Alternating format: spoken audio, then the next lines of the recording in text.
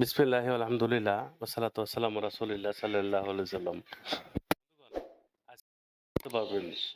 তবে যদি আপনি কোনো আমার এই আমলটির দ্বারা যদি কোনো ভালো মানুষকে আলাদা করেন, স্বামী-স্ত্রীর মধুর সম্পর্ক যদি আপনি আলাদা করেন, হয়ে যাবে।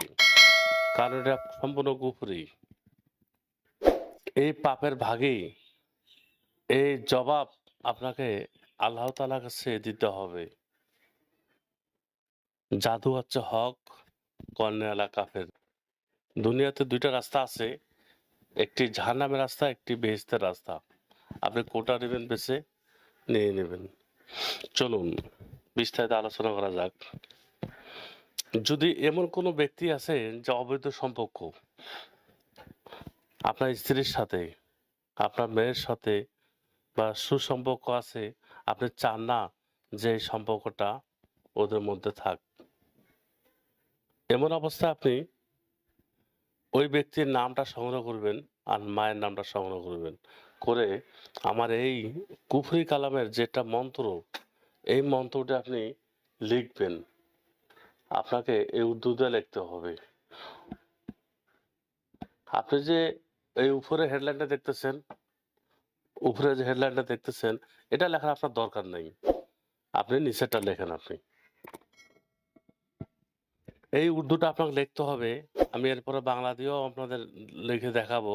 তবে বাংলা লিখলে কিন্তু আপনার কাজ হবে না, আমলটি নষ্ট হয়ে যাবে। আপনি এই মিশক জাফরান কালি দিয়ে আপনি লিখতে পারবেন।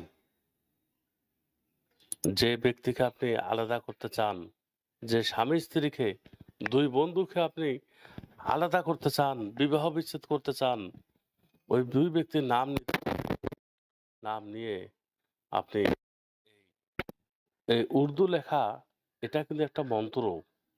এটা আপনাকে লিখতে হবে। লেখার পর আপনি কোনো একটি কাগজে লিখবেন। মিশক জাফরান যদি লিখতে না পারেন, সাধারণ কলম দিয়ে লিখবেন। রেজাল্ট একটু দেরিতে হবে। লিখে আপনি ওই নকশাটি কোনো একটি গাছে ঝুলিয়ে দিবেন।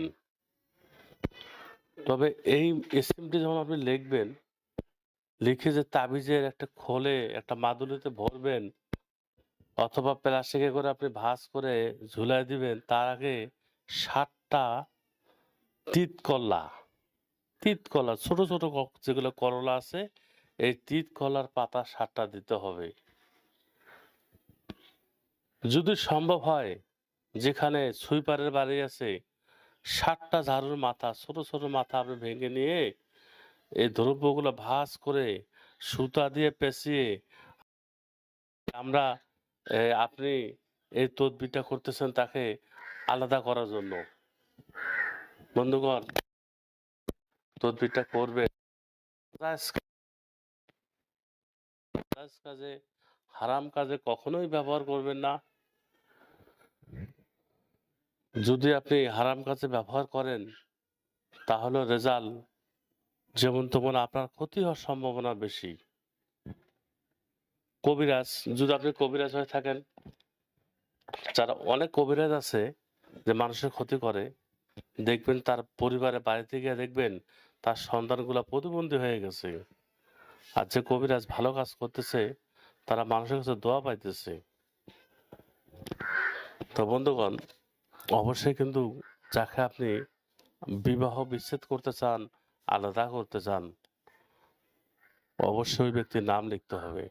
আর বাংলা দিয়ে যে এই মন্ত্রটি লিখতেছি, আপনি অবশ্যই তাবিজটা যখন আপনি গাছে ঝুলায় দিবেন, ঝুলানোর পর রাত্রেবেলা যখন আপনি শুয়ে পড়বেন, আপনি রাতের ১২টা ১টা যখন আপনি ঘুমান না কেন, ঘুমাই আপনি মোবাইল আর ফেসবুক এগুলা নিয়েন না। না নিয়ে আপনি ডান কাঁধে শুবেন। শুয়ে পারলে এই মন্ত্রটি আপনি পড়তে, পড়তে ঘুমায়ে যান। যদি আপনি মনে করেন যে এই মন্ত্রটি তো মুখস্থ করা সম্ভব না, আমি একজন নতুন মানুষ, তাহলে আপনি কাগজে লিখে হোক, মোবাইলে হোক রেখে আপনি পড়তে, পড়তে ঘুমিয়ে যান। আর যখন এই মন্ত্রটি আপনার পড়া শেষ হবে, তখন আপনি আল্লাহ তাআলার কাছে প্রার্থনা করবেন শুয়ে, শুয়ে যে, "আল্লাহ, ওই অমুকের সাথে যেন অমুক ব্যক্তির ঝগড়া হয়, আলাদা হয়ে যায়, বিবাহ বিচ্ছেদ হয়ে যায়।" এইভাবে আপনাকে উচ্চারণ করতে হবে।